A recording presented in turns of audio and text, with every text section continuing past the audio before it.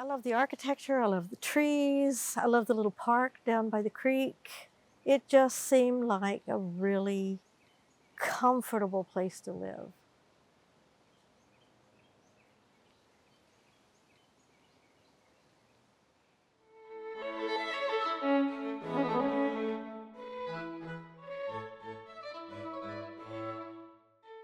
My name is Chris Humphrey. I've lived here since 1998. I've loved this neighborhood since way back, way back. We moved here in 2000, and we were looking for a place that could accommodate a lot of the antiques that I'd inherited from my parents and my grandparents. When Kirk first saw it, he just Oh, it was love at first sight. It just seemed like the house had just more personality than I did, and it just you could just feel the history of it. yeah. One of the things I love about the neighborhood, besides the trees and the park and the beautiful landscaping and architecture, is it's such a walkable neighborhood. You can take a nice walk, a nice stroll through the neighborhood for pleasure or for exercise, but you can also walk to get something to eat, to get to the Wheatsville. Yeah. It's really close to campus.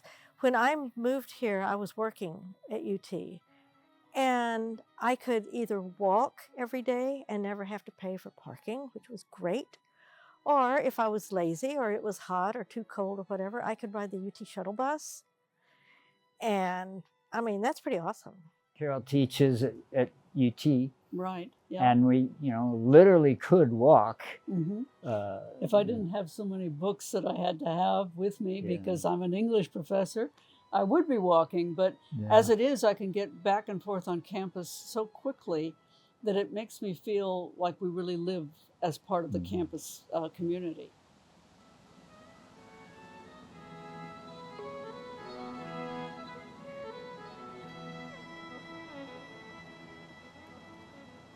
Every house is distinctive. There are no two houses that are on the same floor plan or anything else. And as a result, it's kind of attracted a real diversity of owners. It's a really interesting, wonderful mix of people.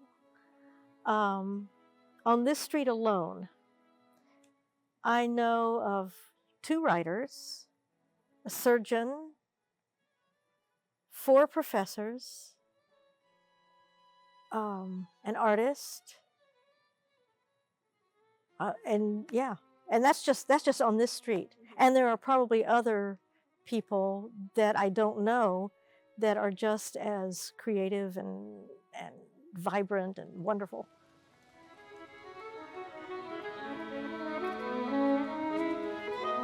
We certainly supported its becoming a historic district. We didn't actively work with the people who were doing the planning, but we always supported them whenever there was anything to sign or a meeting to attend. And we recognized that there was a real value to keeping the historical validity of these houses. We didn't want to see them torn down. And we didn't want to see them radically changed either, the way sometimes, a McMansion gets changed. There's an organization called NUNA, North University Neighborhood Association, which actually encompasses more than Aldridge Place. But there was a real active group of NUNA members working toward getting this historical designation. And they went to countless meetings with the city, and they worked so hard to provide all the documentation and all the information that the city needed. And they finally got this designation as a historical district. So I'm really grateful for those people who did that. Good neighbors. And compared to how much Austin has changed radically, this has been a kind of a nice haven in some ways. No, I don't think this neighborhood has changed very much. I mean, certainly Speedway has a little more traffic. There needed to be some kinds of ways that the bicycle traffic was properly directed. Yeah. But the neighbors are again, as I said, a real mixture of ages and backgrounds. People have done some remodeling. We remodeled our kitchen a few years ago, but I think there's still a lot of architectural requirements that go with living in a historical district. For example, a couple of blocks over, there's been a lot that was empty for several years, ever since we moved here in 1998. But they're building a house on it now.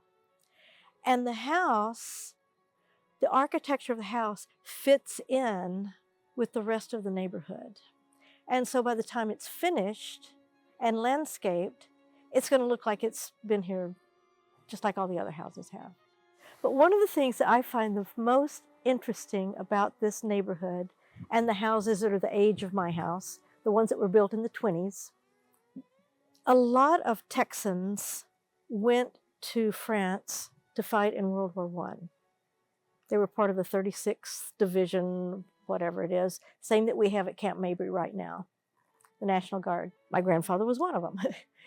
But many of these Texans had never been anywhere but Texas. They certainly hadn't been to Europe. And when they got to Europe, they were exposed to different ideas in architecture. And they came home with these ideas, you know. And so when they started building, this neighborhood is the only one I know of, but I'm sure there are neighborhoods all over the country that were like this. They started building houses that incorporated some of the architectural elements they saw in France or Belgium or wherever they were. So many of these little houses will have these beautiful vaulted ceilings with exposed beams, which, by the way, are not structural. They're decorative,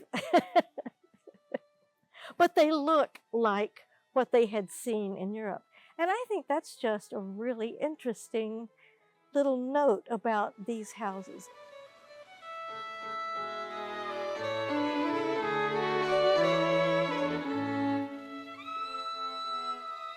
I don't want to see it torn down, and I don't want to see its architecture changed.